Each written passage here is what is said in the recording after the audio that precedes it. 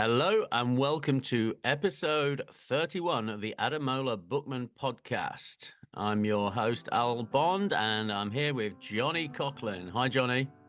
Hey Al, how you doing? Yeah, I'm good, Johnny. And this week we are doing On the Edge by Martin Keown. Ooh.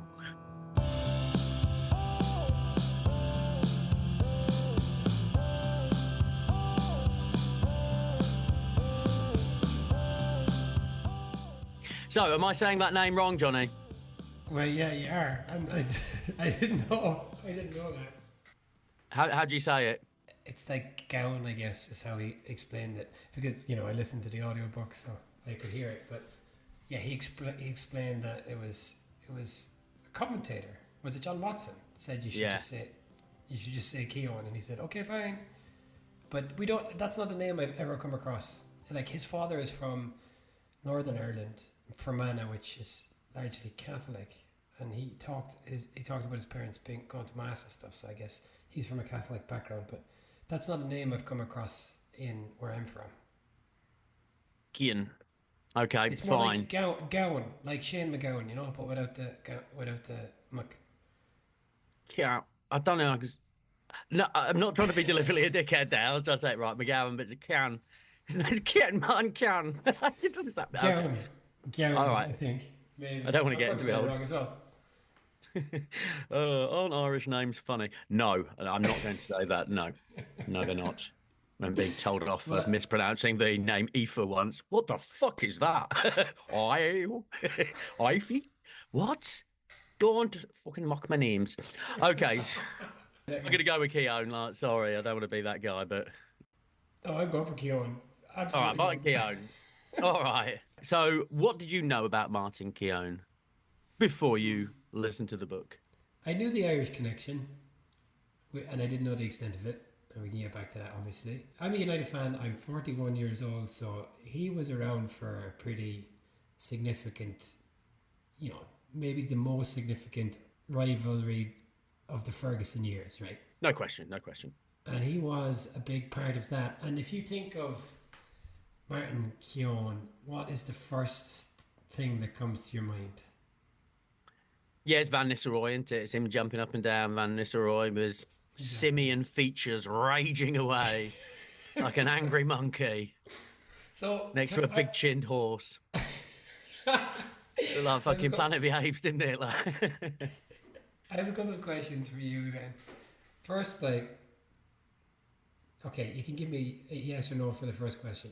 Did you like Keown before you read this book? no, Do no, you not like him really. more or less now? I like him a bit more. I Yeah. do. Do you? You do too? Yeah, a little bit more. To Okay, my good. I'm glad you surprise. felt that way. Good, because I did too. I think he's quite humble in a funny old way. Like the whole book seems to just diminish his career. He starts off with like, "Here's a crucial moment in my career," which is him just giving a half-time team talk in a game he wasn't playing in during the Invincibles season. Mm, Like, have you not got something better than that, Martin? It's like, oh yeah, I gave a really good team talk. It's like, what about the 400 Premier League games you played? Let's talk about. But that was the moment he opened the book with this weird yeah. team talk about being honest and you're not playing hard enough. Reading this book, it occurred to me, and I don't think I'm exaggerating, and have I said this to you before?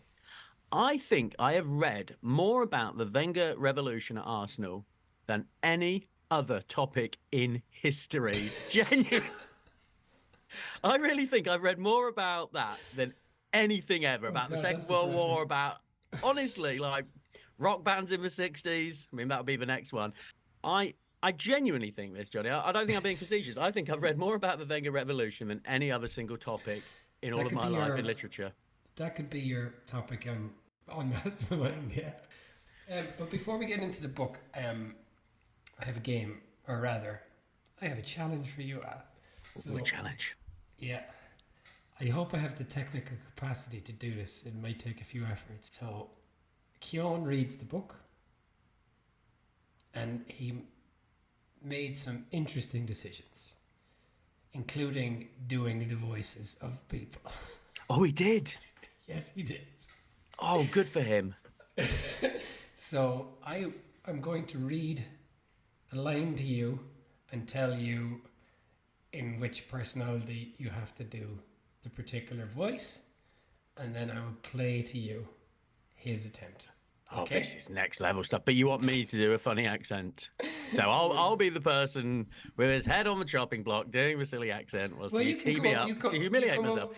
You come up with the games anytime you want. But this is what's at stake here. Well, nothing's at stake, just your pride. And let me just say, I think for each of these voices and accents, I have heard you do them. So it's Well, Johnny, I mean, you're making me do it, so I won't shy away. I'm simply following orders. Yeah, I'm very happy to do these. All right, then, let's go. Lovely stuff. okay. The first one is in the. I'm not sure how much detail to give you, but I'm going to say you have to do it in the voice of Martin Keown's father. Okay, and I'm going to give you the line. Do you want to write it down? It's long. Sure, I'll write it down, but it's Northern Ireland. Oh, I can really flex. I can really flex here. Go on then, Johnny. Give me that line. Not at all, man. I've come here and I've taken the benefits of this country. Go ahead and play for England. Not at all, man. I've come here and taken the benefits of this country. Go ahead and play for England. Nailed it. Okay, let's see now if you can hear. Do you want to hear? I certainly do want to hear it. Keown doing an impression of his own dad. Good stuff. Okay, here we go. You said to my dad, Raymond, how did you allow him to play for England? My father always used to say, not at all, man. I've come here and I've taken the benefits of this country. Go on ahead and play for England. Oh, no. All right, well, this is dad. You're allowed to do your dad, though, aren't you? Surely. Good for you, Martin. Okay. All right. The next one is George Graham. A canny Scot. Yeah, exactly. He says, you may recall in the book, there's a story about Graham giving a team talk, and he used to come in and he used to throw his jacket on a clothes peg, but it would always fall on the ground. And his his coach, Gary, whoever it was, would go to pick it up. And the line, you can write it down if you want. Yeah. I just point out as well that in the last one, when I said, not at all, man, you said, not at all, lad. Anyway, whatever. The line is, Yeah. Gary, fucking leave it. I'm up there, sat in the director's box, and I'm fucking embarrassed. Get it, fucking leave it. I'm sat up there in the director's box and I'm fucking embarrassed. Okay. I just went to Billy Connolly because I couldn't think of a Scottish accent. That was very Billy Connolly. Okay, here's Martin Keown doing it. Oh, goodness. This is a treat. And George would shout, Gary, fucking leave it. I'm up there, sat in the director's box, and I'm fucking embarrassed. I guess. I don't know. I can't picture what George Graham sounds like now. I can't. Maybe it sounds like that. And then finally, all right, he did spend pretty much a whole episode talking in this accent. It's Arsene Wenger. Yes. He says, in that case, Martin, I'm holding you personally responsible. Oh, this is the drinking episode. Well, in that case, Martin, I am holding you personally responsible. Okay. And here is... This is what I'm most excited about. This is Martin Keown's impression of Arsene Wenger. In that case, Martin, I hold you personally responsible. It's Wenger himself.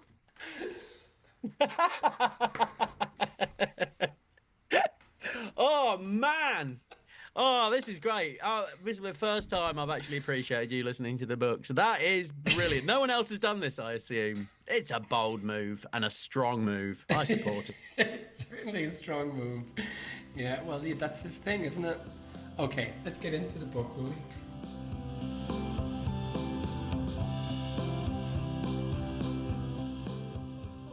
Well, this is fairly prosaic after what's come before in recent weeks, isn't it? I mean, this is not Messi, this is not Ronaldo, and it's certainly not Socrates. This is a proper meat and potatoes football autobiography. Grinding his axe a little bit, settling some scores. He likes money, doesn't he? He does like money, but you have to understand that 1 year of a professional contract at the end of his career was worth 10 years of a contract at the start of his career. I'd be happy enough if my career went like that right now, you know? Yes, that would be lovely. There's Yeah, no real sign that's happening for me anytime soon. that's it.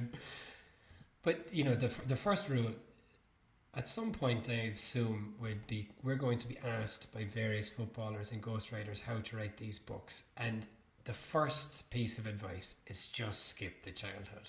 Just don't bother. Yeah, you could mention you're- that you love your mum and dad. That's absolutely fine. And if you've got a fucking golden story, you're allowed one golden story. No, the childhood stuff, bloody hell. There's a chapter called, what's it called? A love story. It's not about a love story. It's about his mother and dad dying. Right. Yeah, Jesus wept. The titles of a chapter, and we'll come back to this, Dicing with Death. It's a burst appendix. But like, but yeah, the love story, blimey. I mean, like, his mum was so glamorous. She looked like Jackie O. And then there's a picture at the back, and it's like, my glamorous mum. It's like, there is a woman who does not resemble Jackie Onassis in any way. Okay. But he had a hard time with his old man. His old man was a smoker. This jumped out to me, especially in the week that David Lynch died. He said one time at school he watched a video of a man on a stage who'd had his arms amputated. He'd had one arm amputated and both his legs amputated. Oh, God, that was horrible. And he was like, I lost my arms and my legs through smoking, but I kept this arm so I could continue to smoke. And that put Martin Keown off cigarettes, understandably. Just on the thing about the childhood, so like if you're from somewhere like Oxford and you live fairly standard kind of, whatever. Oxford. Honestly, Johnny, it's like he's from out of fucking Mongolia. Like, when I got to Arsenal, everyone was mocking me for being from Oxford. It's like the outsider. Oh, where's your combine harvester? He's from fucking Oxford. He did that voice. He did do the combine harvester. There is only one way you can say combine harvester if you're English, and it is in the manner of the Wurzels. The only thing that's notable, I guess, about his childhood is the fact that he comes from this Irish background and he was growing up in England. But that in itself is by no means unusual, right? So yeah, just skip it. And did you notice just if he had never gone back to Arsenal, he would have really died a sad, broken man, right?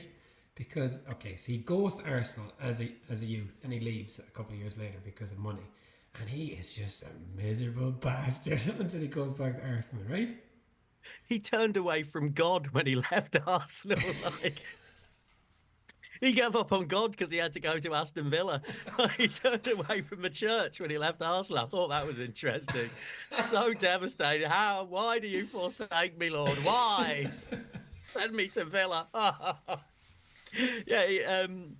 Yes, he really, really wanted to be at Arsenal. And man, those players from that era bought into the whole Arsenal thing, didn't they? There's a whole fucking chapter on fucking Highbury, like, of the marble fucking arches. Bloody hell, get over it, Arsenal players. The stairs. The stairs. At the end of the book, he goes to interview Arsene Wenger. I don't know why. But, like, he's like, they should have a big entrance at the Emirates. I agree with you, Martin. It's like, what a great line that is. Oh, they're losing something by not having a big door at the Emirates.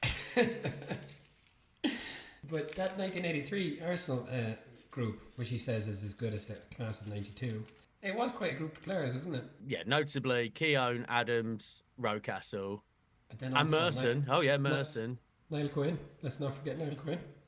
Yeah, and then to a lesser extent, Gus Caesar. Gus Caesar was on that role. He very much playing the what was the name of some of those 92 forgotten men, like Ben Thornley. Ben Thornley. Have you ever heard Ben Thornley speak? No.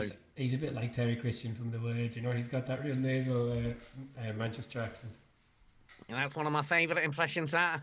Hey, people are saying I'm a misogynist. Well, ask me wife, ask me mother. Am I a misogynist? No. I can remember him defending himself passionately on the word, whilst like some topless women cavorted in the background. Like, I'm hardly a misogynist, am I? I'm not sexist. Ask me mother. He's a Christian now. Well, Terry Christian is a Christian now. He's a big church guy. Really? Nominative determinism. Yeah, okay, so there we are. He goes to Arsenal as a young lad. He plays with Adams, and it's all going well. He gets into the team. He gets into the first team, but he's offered £50 a week, and he wanted 55 essentially. Well, more than that, he had a rough time, according to him, because when he joined Arsenal, he was forced to stay with the youth coach. They always put the youth players in digs, and apparently there were no spare digs. So at this stage, he actually went to live with the youth coach and his wife, and he didn't like it. And so he moved out of that house, and that was it. He was like persona non grata with a youth coach. But again, this is an example of his single-mindedness, right? I guess he hated it, so he left. It seems to me at various points that Keown just gets bullied, right?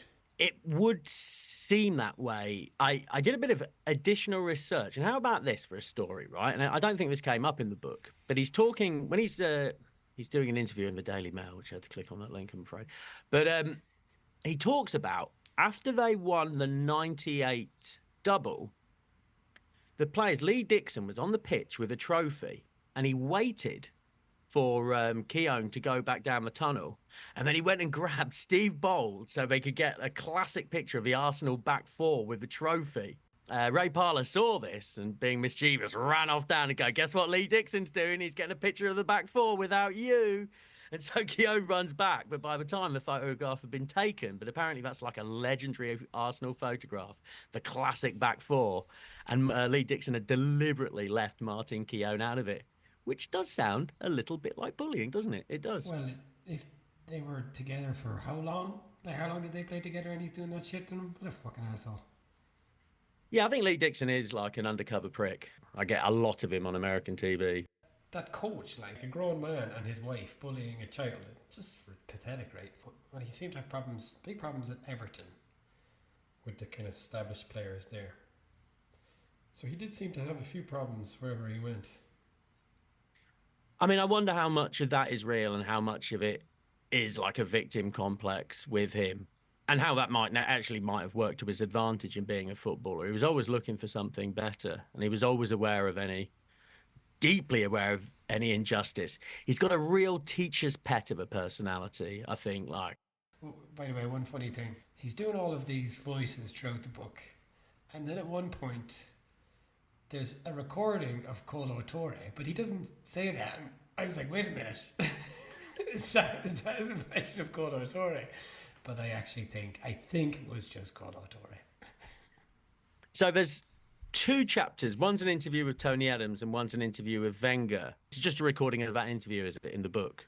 He's not doing Tony Adams' voice for the whole thing. Unfortunately not. He's like he smuggled the dictaphone in his handbag as well. You know, he's wearing a camera in his hat like Homer.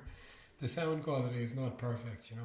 There was one part, so he does an interview with Tony Adams, and this is this was the bit where I thought, yeah, you really were an outsider, because it's like, hang on, let me just find the quote.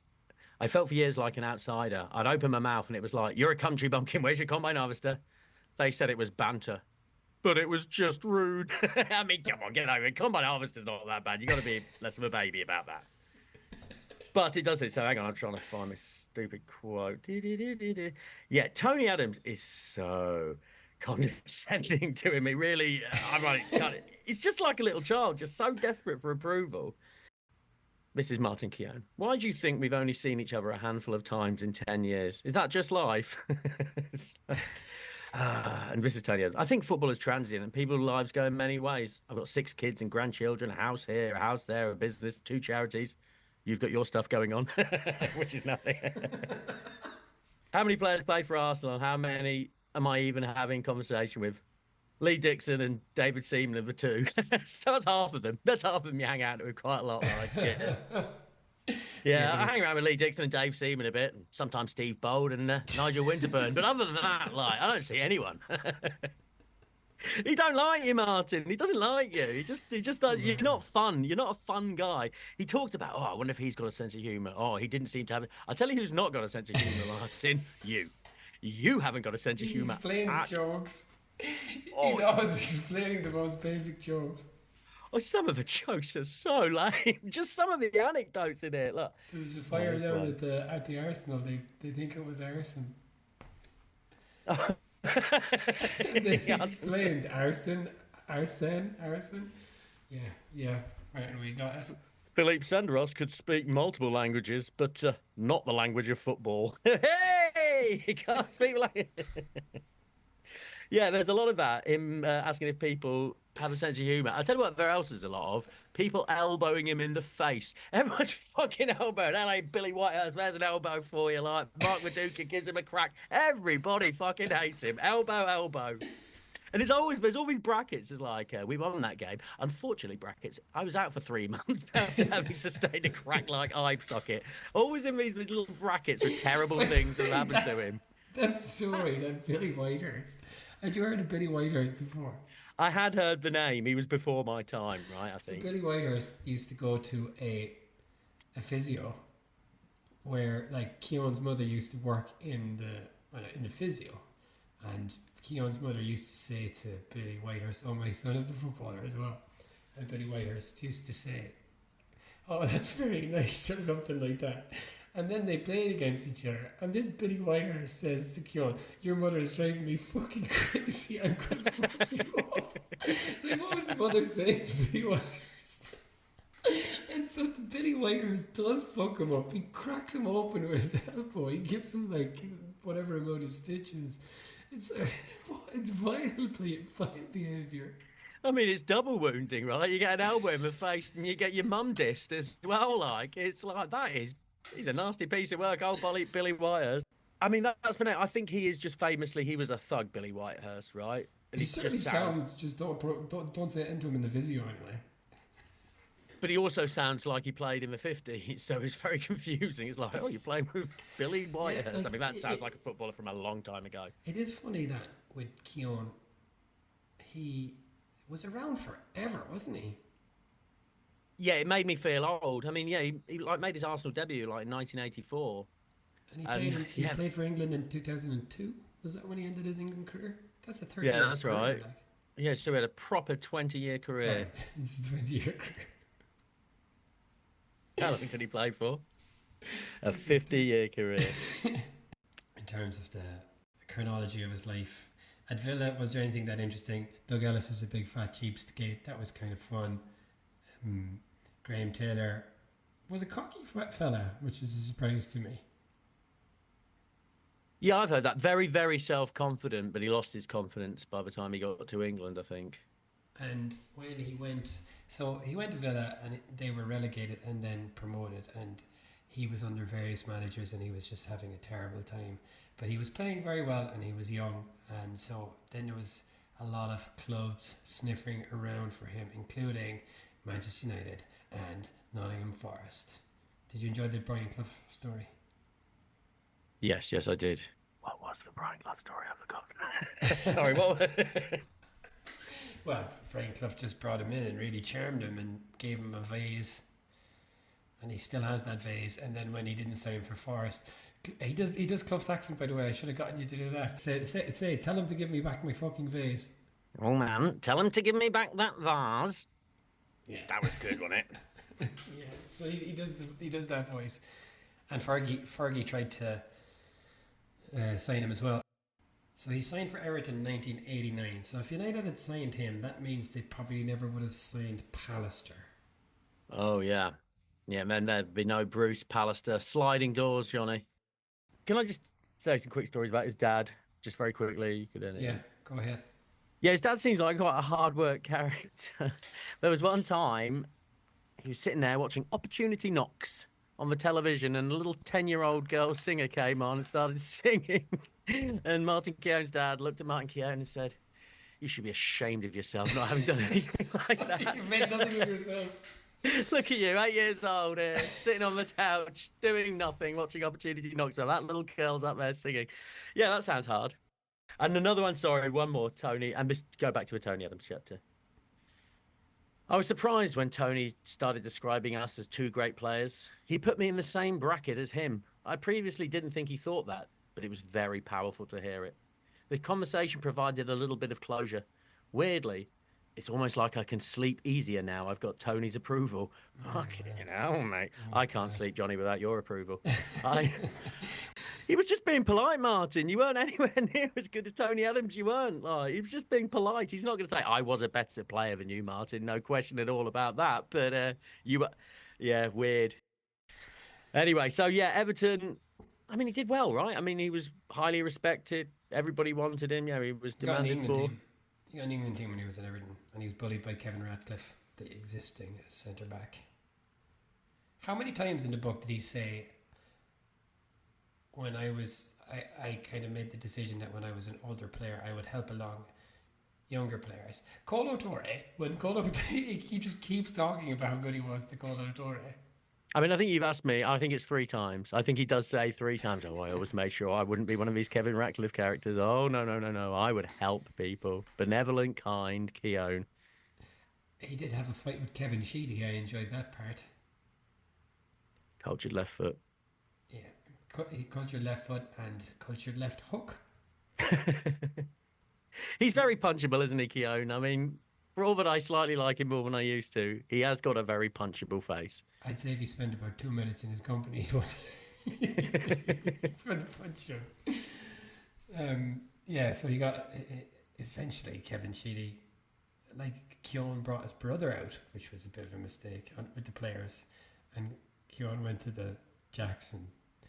This kind of clique of existing older Everton players were just saying how the new players were so shit, and he was saying things about Keown, and he came out and the two boys were about to fight, so Keown fought him instead, which was admirable. Yeah, that is nice. Yeah, he's a good family guy, right? I mean, Keown, I mean, it appears he has a lovely family. He's very fond of his brothers and sisters. Great poets in that family. Like that son of his wrote a great poem. His poem. And he said he read it aloud when he was 11 years old. I haven't got it, but he does use the word daddy. Don't say daddy when you're 11. You say daddy until you're about 7, right? But you can't say daddy after that. Certainly not if you're reading a poem. Oh, I was cringing for that kid so hard. Like, at the end of the book, he reads the poem again, and he says, unfortunately, we couldn't find the recording of him doing it when he was 11, so here he is in his 30s reading it again. Does he do that? Yeah. Wow. Oh, this is the first time. I wish I'd had the audiobook. Yeah, the other book there was certain wrinkles that were enjoyable for sure. So hang on, he got his son. He's so much like, I'm doing my autobiography, and I want you to read it. I don't want to do that, Dad. No, come on. Wow, a poem for you, Dad. Yeah. Anyway, whatever. He goes. Everton. Howard Kendall was an absolute unaged alcoholic as well, by the way. Just coming up with reasons to call around to teetotaler Martin so he could drink bottles of champagne.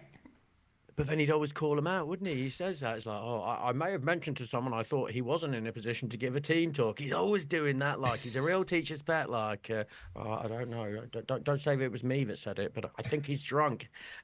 But apparently everyone was just drunk at football clubs in the 80s all the time, right? About half the staff at all times were hungover or drunk. Kendall wasn't able to drive his own car back from away trips wherever they got dropped. So Keown used to drive him home because Kendall would just be lit. Yeah. So awkward. Hey, boss. All right. Just yabbering away drunk in the car. Maybe I'm losing a bit of respect for you, boss. I don't know. Yeah, he only signed him because he needed a designated driver, like, you know. And old Martin, that is his middle name, isn't it? Like Martin, designated driver Keown. I've never had a cocktail. Anyway, so of course then he returns to Arsenal, the prodigal son. And he returns to God as well, Johnny. He does when he goes back to Arsenal. He returns to God as well. He's had his time in the wilderness of Everton and Aston Villa. He's been tempted by the devil, Fergie, and now he's come back to his home, the gleaming marble palace that is Highbury. With its big door. Lovely big door, which really helped the team. Do you remember the film Shirley Valentine? I certainly do. Do you remember the scene where Shirley Valentine meets Joanna Lumley's character later when they're adults? No, all right, talk me through it. So Joanna Lumley, so Shirley Valentine has left her husband in Liverpool and gone off to have an affair in Italy or Greece or wherever it is. And then at some point she meets Joanna Lumley, who is a glamorous older woman that she went to school with. And Shirley Valentine used to just kind of be totally mesmerised by this girl when they were in school. And Shirley Valentine is saying to her, well, you must be having such an amazing life and so on. And she has it in her head that Joanna Lumley has become an air hostess. But it turns out Joanna Lumley's character had become I don't know. a high-end prostitute. Oh, Yes. So it's a bit of a curveball there. But anyway, Martin Keown talking to Tony Adams kind of brought that to my mind, because Keown is just essentially saying just how much he, I guess, envied Adams and his personality and his hold over people. And Adams said, well, my whole life was falling to pieces, you know. That was interesting enough, I thought. you and I have spoken about this. There's a certain, I never want to talk about alpha males or beta males because I don't believe in that. But there are certain men that I am intimidated by. And I would imagine that the Arsenal dressing room of the mid-'80s would have been filled with men like that I would have really struggled to impose myself on. Right. And I can understand him there. I mean, you're a young kid, you're not really a boozer, and you've got all these really aggressive, mean, nasty blokes. It does sound pretty harsh, doesn't it, being a footballer back then?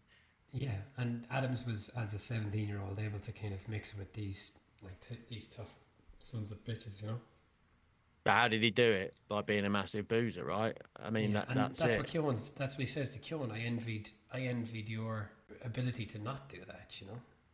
So that's Well, there's another story I read in this Daily Mail interview with him, and he said when he was at Arsenal, they had like a card school at the back, and he'd go back, and there was a young player, and he was playing like £1 hands, and that's fine. He's like, but by the time we get there, it's not going to be £1 hands. It's going to be like £300 a hand, and you can't afford that. And he said, this is money well spent. I'm getting in with these boys. I'm prepared to pay this. And Keown says, I was not prepared to do that. I was not prepared to give people my money in order to be accepted. I think he's very single-minded, and it is sort of admirable in a kind of teachersy pet way. He stayed true to himself. I think he always stayed true to himself at all times, and he lived with his regrets, and he owns his regrets. deep regrets. Deep regrets, like. I just think he strikes me as a fella, exactly as you said, who must have just been such easy pickings in an environment like that, you know. If it was just that he wasn't very clever, okay, fair enough, but there's no shortage of dummies in football, is there? No, he's keen, right? And that's the thing that people mock. Right. Like he's the kid, like, I'll go first. He's the first, he'll be at the front of a run. Like, look, I'm coming first. And people mock that. And I get that. But in fact, he's the perfect mindset for a footballer. He wanted to be the best. And he was prepared to work on his game as well. Again, I admire him. Do you think, just kind of on a kind of fundamental level, that period when he was playing for when Arsenal originally, and for Villa and Everton, and the people in football and all of the boozing and the way football was, is it just more interesting than what came later? Oh, I mean, you don't want to be that guy. Wasn't it better in the old days? But there were more characters, weren't there? There definitely were. It was just a looser world, wasn't it? A much looser world. Yeah, and I was struck, like, Man U played Arsenal a couple of weeks ago, and I think they mentioned this on something else, but, both those teams aren't as good as they used to be. I mean, I know, obviously, those two were the two best teams, but, football's moved on 25 years. But there's no question the late 90s team would absolutely destroy the current United. And I think the late 90s Arsenal team would beat the current Arsenal team. Yeah, they are better players. Yeah, definitely. Which is weird, isn't it? Because we always say how high quality the Premier League is now, but Arsenal are the second best team in the land, and I don't think they're a patch on the team that was the second best team in the land 25 years ago. But I mean, how many? I know you can't compare now and then, but how many of the current Arsenal players would get in that Arsenal side from the late 90s? How many? None? Saka? Odegaard? Saka, maybe Saliba, but Saliba would be taking Keown's place, Yeah. and Saka would be taking what, Perez or Freddie Ljungberg, but they were Lumberg. both great players. Great players. Saka's pretty damn good though. But you're right. You're right. Yeah, But so it is funny, isn't it?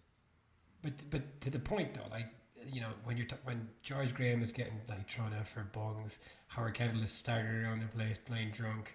You've got these kind of characters. He's fighting Kevin Sheedy. Football became a lot more of a kind of controlled and clinical environment, didn't it? Well, yeah, I mean, I'm struck by Wenger was like appalled. Players used to injure themselves just training because they were training on really shitty pitches, and now you just don't get that. Everything's a bowling green, isn't it? Everywhere you play in the Premier League, the pitches are perfect. The training facilities are like 10 times better than they used to be. But you do lose a bit of character. There's no question about it.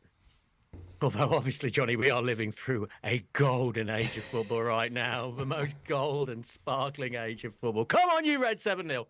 I tell you where maybe football from the 90s had a lot of room to improve was the music choices. Fucking hell, the music choices. Tina Turner, Simply the Best, and Dreams by Gabrielle. By Gabrielle. Let's get worked out. You're missing the point.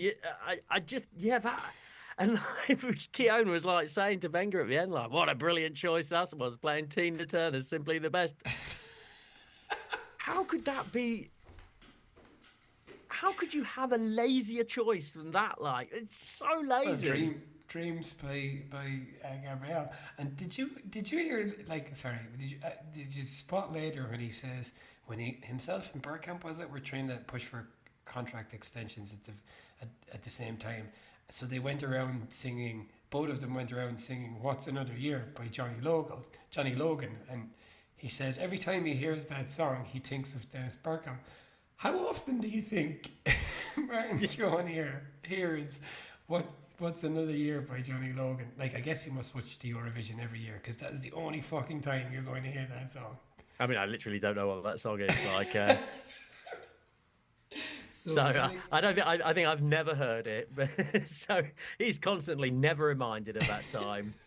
There's a picture at the back with him and Bergkamp and who's the other Dutch player? He's in Overmars, and he's like, the Anglo-Dutch Comedy Club. It's like, that is the lamest caption for a picture I have ever seen in my life. Famous jokers, Mark Overmars and Dennis Bergkamp. Oh, ho ho ho! Are you ready to laugh? It's Dennis Bergkamp. The Anglo-Dutch Comedy Club. I mean, where is that a concept? Like, hey, you're in for a great night tonight. It's an Anglo-Dutch comedy club. Dennis Bergkamp and Martin Keown are headlining. I'll give it a miss. Just on the Johnny Logan thing, if you think you can get away from that, Johnny Logan won the Eurovision twice for Ireland. Twice, Al. It's fixed, isn't it? Bloody Eurovision. Always picking on England. I think he's the only person to have won it twice. Ah, well, hats off to old Johnny Logan. Yeah, just talking of music choices. When I was a kid, I was made to play rugby. And even like 15 or 16, I used to listen to Rage Against the Machine, Killing in the Name of. That's what I'd play in my room to get worked up. And even as a 16-year-old, I think I was self-aware enough to know that Rage Against the Machine would probably be sitting there in LA thinking, this is not what we made this music for like some middle-class posh boy to get worked up to play Oundle at rugby. Like, this is not what it's for. I think Gabrielle was there going, dreams can come true. Maybe one day Arsenal will listen to this to get pumped up to play United. I mean, how did you pick that song? Dreams can come true. But didn't Rage Against the Machine study in like Harvard or somewhere like that? Something fucking ridiculous. Yeah, the guitarist did. Johnny, what's his face? So yeah, maybe they were marketing themselves towards you for world domination. They knew where the money was in the posh English boys market. Well, it did work. I used to get really worked up. So here's another chapter. So this is the one. Rude boy. So lame. Rude boy. Well, I think that was written by the Anglo-Dutch Comedy Club. Comedy Club. Must have Ruud is the name of Ruud Van Nistelrooy. It also means to be unpolite in English. Perfect. Yeah. Yeah, and this is where I think he diminishes himself. At the start of the book, he's like, here's one of my golden memories, a speech I gave at half time in a game I didn't play in. And then it's like, he's fully aware this is what he's most famous for, is that picture of him standing there raging at Van Nistelrooy. Did you watch this game at the time, Johnny? Do you remember watching this game? Do I remember? I assume I watched it, but do I remember watching it? I don't remember watching it, no, but I would have done. I think of all the games, that could have been 2 years ago. That feels so fresh to me. Like just seeing that, it really makes me feel old. That did, like, that was over 20 years ago. Bloody hell, that really feels fresh. Yeah, but does he say anything new? Van Nistelrooy Absolutely.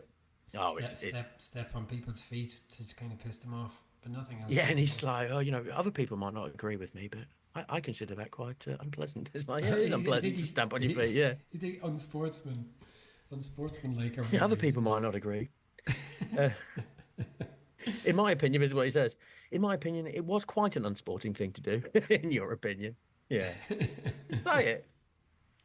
And then I had enough, and I swung my arm, and he talks about how he like elbowed him in the face, and then he went to the ref. You should probably give me a card for that, but don't give me a red card because the video people will get involved. But as long as you give me a yellow card, I'm all right. That's weird, isn't it? Ref, yeah, you didn't see it, but I did elbow him in the face, so yellow for me, right? I softly elbowed him in the face. Oh, actually, the funniest line in the whole of the thing is that he was called the Rush, right? Because he was so good at man marking, and he says he used to man mark Fergie at half time. I thought that was pure gold. He used to man mark Fergie to stop him getting at the referees and stuff. That was a great line, and you can see how you'd need to do that. He said like one time he saw he came off the park and he saw Fergie with the ref, and he's like, I will never ever let that happen again. So he would just walk along with Fergie and stop him from talking to the refs at half time. Yeah, like good. On the teacher's pet thing, you can imagine if you told Keown to do something, he would do it to the letter, right?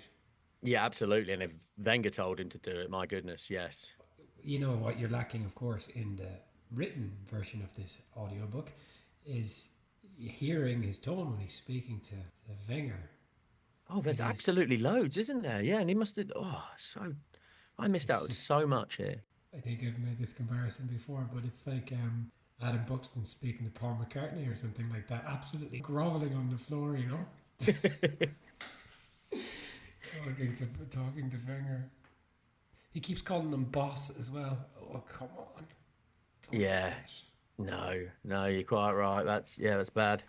Just on the Keown thing, on how he's perceived by other players, by people in England, I think it would have been all so different had Jack Charlton had his way.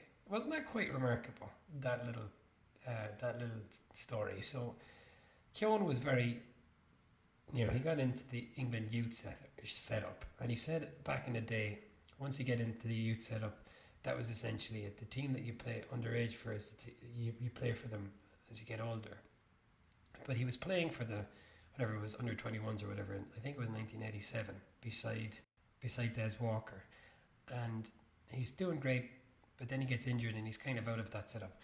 And then he's not back, he doesn't make his England senior debut until 1992 against France.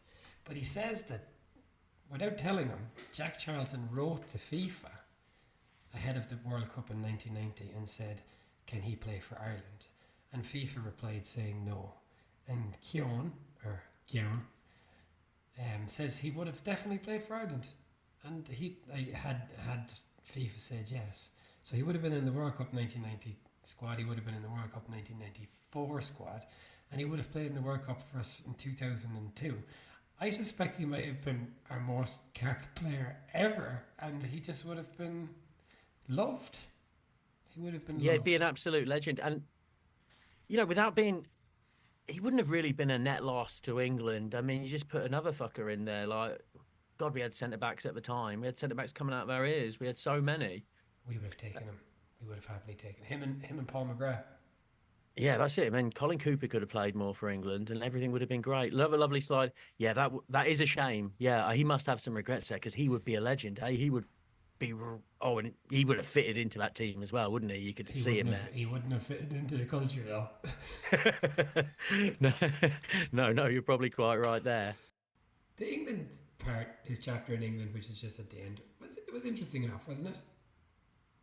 Well, that's he England had some pretty good moments there, but he tended to be along in the times when they weren't playing well. Like, he got in the team when England were bad. But it was interesting. I mean, the whole Keegan thing. Again, Keegan is an absolute legend, isn't he? Lovely, lovely lad. They said like he used to do like record a horse race, and then he'd sit on the laundry trolley, and like they'd push him along like he was one of the riders. It's so cute. Lovely, Kevin. It's a manager as well. It's not the kind of thing Fergie would have done. No, it isn't. No, it isn't. Fergie would have been sneering away, like, and that's why you didn't win the title, you fucking idiot. Had you heard that stuff before about the players drinking wine in teapots before under huddle? That sounds familiar. Yeah, that does. Yeah, you can just see that would appeal to Keown, like a little naughtiness, but only wine and tea. And then we said John Gorman bowled in like, "This is the last teapot of wine you're having tonight, lads." Do you think Keown is the person that tipped off John Gorman? I think probably. I would say so. Yeah, certainly, most likely. It's his MO, isn't it? Mr. Gorman. I think if you have a look inside the teapot, you're going to be unpleasantly surprised. You think they're enjoying a nice, refreshing cup of tea? They're not. They're not, Mr. Gorman. I think Mr. Hoddle should know. And did you like that line that he had about Beckham? He said Beckham was really nice. He said all the United players were very insular, and the Nevilles, and Scholes wouldn't talk to anyone. But Beckham was quite nice, and he'd come in and visit in your room. He'd visit you in your room, and he would socialise with everyone. Beckham should really get more credit. I was thinking, how could Beckham possibly get more credit? This man is one of the most beloved characters in England. Like, he's a bit of a forgotten fella, isn't he, old Beck's? Like, yeah. What's he up to now? I don't know. Yeah, they did sound pretty awful, the whole United team, eh? They'd come down to eat 15 minutes early, and so by the time you sat down, maybe just Scholesy and Neville and Nicky Butt all sitting there like all insular. Phil. Yeah. Phil. Phil, I don't want to hang around with you. Well, that's fine, Phil. I don't want to hang around with you either. You're good. Yeah, he said that the two Nevilles were playing table tennis, and Gary was winning 2017, and then everybody kind of started cheering on Phil. And Phil came back and beat Gary, and Gary threw his bat and stormed out of the room. That would be you, Johnny. That would be you winning 2017, and everyone would come and pick on you, and you would be near to tears, throwing things. I could see that right now. Yeah, hey, look, Johnny's winning. He's about to win. No, you're not, Johnny. Don't think about it too hard. Fucking leave me alone, sir. Yeah. Johnny, Phil, Neville, Coughlin. No, Johnny, Gary Neville, Coughlin. Gary Neville, yeah. Rather be Gary than Phil. Yeah. I didn't remember that Keown went to Leicester and Reading. No, well, that's funny because I didn't remember either, but I did think Leicester and Reading. So yeah, I remember him playing for. I don't know how I remember that, but he was part of the team that got promoted. He has this story which was quite good about one of the coaches at Reading called Rory Downs, and because he was a kind of an established, pro towards the end of his career. He says that a few coaches at Leicester and at Reading were kind of worried that he was trying to take their jobs, become a coach or whatever. And there was one particular coach, this guy Rory Downs, who he caught crawling on his hands and knees to eavesdrop on one of Keown's conversations to see if he was, bitching about him. I guess that was pretty nice. That was my favourite story in the book. Well, you should stop slagging people off behind their backs, like. Crawling on your head, it's funny, isn't it? Like, God bless him. Was that on a bus? Like, what's that? What are you doing down there, lad? Nothing. I think I dropped a button. It'd be hard enough to take your coach serious after that, wouldn't it? Yeah, absolutely. When I was about 16, I was at the swimming pool. And I was getting changed after, and the principal of my school came over to talk to me, absolutely naked. Oh, Jesus Christ! I could never look at him again after that. It was an awful episode. I don't know. I think that is like something about our parents' generations. That was a thing. Like it was like, oh, you're caught fucking naked. Like they all jumped in the fucking bath together. I mean, thank God that those days are gone. Jumping in a bath with like 12 other naked blokes. No thanks. Just so gross. Yeah. Anyway, yeah, but that's it. Yeah, that was a thing, eh? Like I can remember, you know, in like gym changing rooms and men of a certain age just standing there drying their balls. Like, what the fuck are you doing? Let yourself away. Just wrap a towel. You can dry your balls and conceal yourself at the same time. Wrap it round and then just come on. It is right. We would never dream of it. People our age would never dream of that. But like our parents' generation, like, oh, I'm at the gym now. Look at me. It's like you're fat and unattractive with a small penis. Why are you showing me? Standing with your hands in your hips. You know what I mean? Oh, it's the dry balls is when you put one foot up on a bench as well. So like they're really dangling down like. You know, there's a real Partridge movie. You put your foot up, so like, oh, so there you go. So, oh God, you're doing a power stance with your balls out. Please stop. Anyway, that does sound pretty horrendous for you, Johnny. TGI, just come on, think about it. Think about it. How is a kid gonna react to that? Like, oh, mama.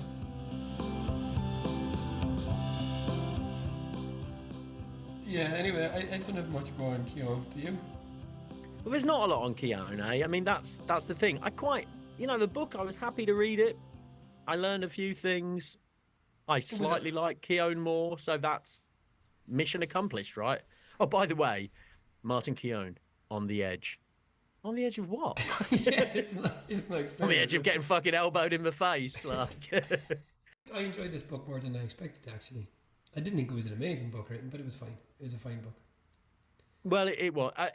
It told his story clearly and concisely, right? I really do feel I know Martin Keown now.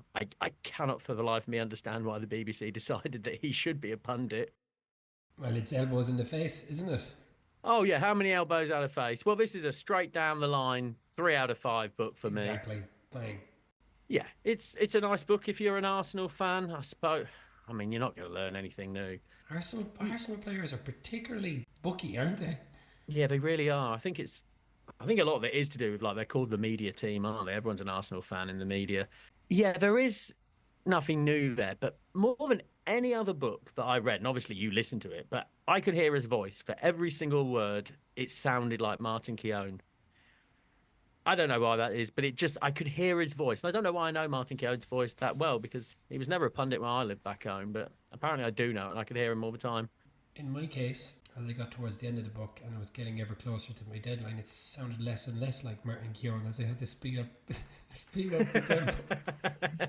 Compared to Wenger's book, he did give more detail. There was some reasonably entertaining stories, and even when he talked about some of the nutrition stuff, which we've heard 100 times before, he did actually explain some of that, Yeah.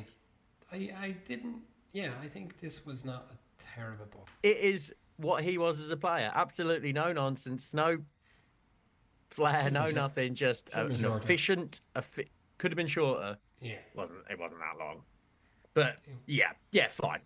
Yeah, well, that's it. His career should have been shorter. Yeah, just cut off for Leicester and Reading. Get to keep your Invincibles. Yeah. All right. So fine. If you really like Martin Keown, which no one in the world does, then read this book. Yeah. I mean, like, even if you're an Arsenal fan, like, who's your favourite Arsenal player of all time? For me, Martin Keown. Definitely not, like. Even Martin Keown lies. He says once, he goes to Thierry Henry, I'll tell my grandchildren I played with you. Give it a rest. All right. But he won Arsenal Player of the Year once. And he captained England. These things did take me by surprise. Oh, the captaining England, though, that was because no one else was available, and it was against Finland, right? And nah.